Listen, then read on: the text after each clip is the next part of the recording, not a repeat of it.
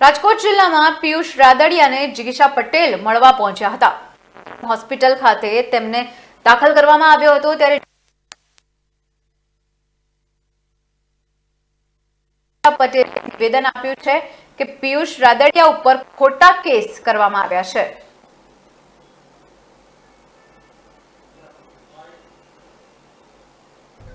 જે રીતે એને ટોર્ચર કરવામાં આવી રહ્યું છે, માનસિક રીતે ખૂબ જ ગંભીર હાલતમાં છે અને શારીરિક રીતે પણ ખૂબ જ ગંભીર હાલતમાં છે। અમે એની ખબર કાઢવા એટલા માટે જ આવ્યા છીએ કે ખોટી રીતે જે કહેવાય ને કે આપણા બંધારણીય જે હક છે એ પણ એને ફોલો કરવા દેવામાં નથી આવ્યા। એટલે ક્યાંક ને ક્યાંક લોકોના હકને પણ દબાવવામાં આવી રહ્યું છે અને એના માટે પોલીસ તંત્ર અત્યારે સમર્થન કરી રહ્યું છે ગુનેગારોને। આજે મારે તમને એ જ કહેવું છે કે પોલીસ તંત્રને આમાં બધે ષડયંત્રો કરવામાં મજા આવે છે, પણ મને એ કહેવું છે કે જ્યારે રાજુભાઈ સોલંકી જુનાગઢથી જ્યારે એના દીકરા ઉપર અત્યાચાર થયો ત્યારે ગોંડલની અંદર આવીને જયરાજની સામે અવાજ ઊંચો કરે છે, તો તરત જ થોડાક ટાઈમની અંદર એની ઉપર ગુસ્સી ટોક લાગી જાય છે।